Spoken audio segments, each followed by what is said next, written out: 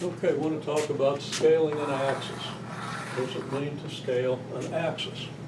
And now this is one thing that people really often don't do well because I think probably people have done too many graphs using a calculator, graphing calculator, rather than graphing by hand, and don't really necessarily come into a pre-calculus course understanding how to scale a graph, okay?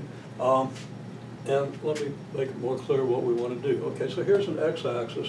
We want to scale the x-axis from -8 to 4. Okay, well that means we're going to put -8 over here at the left, and we're going to put 4 over here at the right. Now, one thing that I would not be at all surprised to see is somebody put 0 right in the middle here. Okay, but 0 isn't equidistant from -8 and 4. 0 is closer to 4 than it is to -8. So 0 is going to have to go over here somewhere closer to 4. Well, if you try to put it here, you're going to end up with units along here that are bigger than units over here.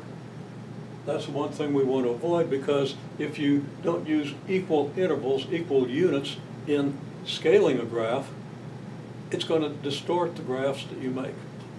Okay, so between -8 and 4, let's just think about what's halfway between -8 and 4. Well, if you think about it a little bit, it's going to be -2. From -2 to -8 is -6 units. In other words, it's 6 units between here and here. And from -2 to 4, it's again 6 units. You can count on your fingers if you need to. -8, -7, -6, -5, -4, -3, -2. Now that's 7 because I counted -8, and you don't really want to do that. Start at -8 and count -7, -6, -5, -4, -3, -2. That's 6 units. So starting at -2, you go 3, 4, -1, 0, 1, 2, 3, 4. Okay. Now, I've divided this interval in half. You can always do that if you have an odd number of units between here and here. I maybe got to fudge things a little bit. But anyhow, it's easy to do if you have an even number of units to find what's in the middle. Well, let's just subdivide this interval. Units from here to here, there are 6 of them. So that puts -5 in the middle. And from here to here, well, we're going to have 1 in the middle. So it's 3 units from -8 to -5, 3 units from -5 to -2, 3 units from -2 to 1, and 3 units from 1 to 4. Well then, we're going to need 2 units between each pair of numbers here. So I try to do that with somewhat equal spacing. And of course, I'm not an expert at spacing these things equally. Look, that one's too wide, and that one's too narrow. Okay? But we do our best to get equal spacing because all of our units have to be the same on the x-axis. Okay, well, okay, now we're going to scale the y-axis from -2 to +2. So I'm going to put -2 down here, and I'm going to put 2 up here. Okay, well, halfway between -2 and 2, about there's a halfway point, that's going to be 0. And then halfway between -2 and 0 is -1. Halfway between 0 and 2 is 1. And then we could subdivide these units. We've got plenty of room here. And we get -3 halves, and that 3 didn't come out very well. We need a smoother board or better writing technique. Okay, -1/2 here. 1/2 here, and 3 halves here. So there is a scaled y-axis. Now I just said up here, your units have to be the same distance apart. Well, that's on each axis. They don't have to be the same on the x-axis as they are on the y-axis. It'd be very inconvenient to have an x-axis scaled from -8 to 4 and a y-axis scaled from -5 to 300. Think about it. have to use a little common sense with units. Now, sometimes it's kind of important to have the same units on the x-axis as you do on the y-axis.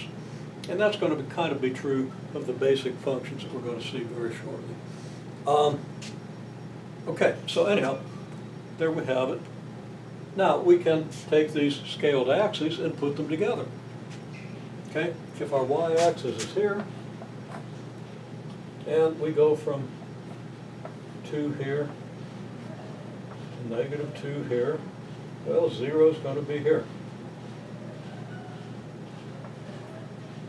Okay, there's the 0 of the y-axis. Now, if we want to put the x-axis on that, well, the 0 of the x-axis occurs here, and I could put the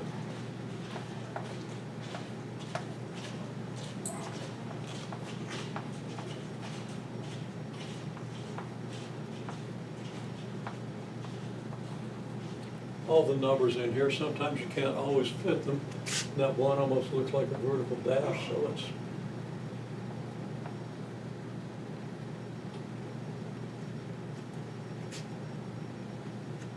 okay, you got to kind of get used to this.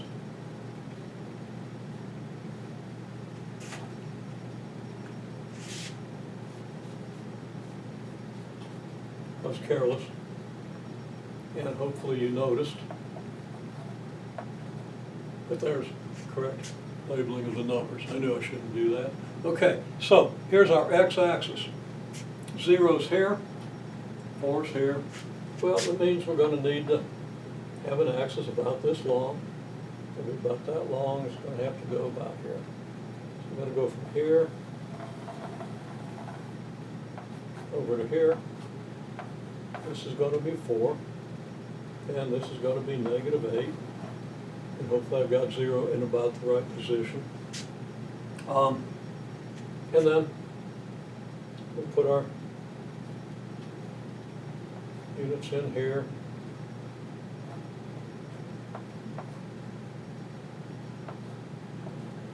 And I'm not doing spectacularly well with this. My units over here look a little smaller than my units over here, but they're not too bad. Any graph I make based on these units will be reasonably serviceable. So I'm going to finish this. If you want to watch, fine. If you want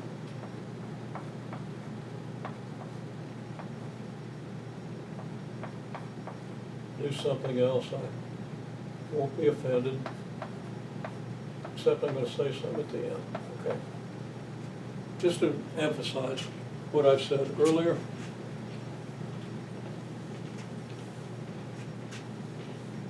the scale on each axis has to be consistent.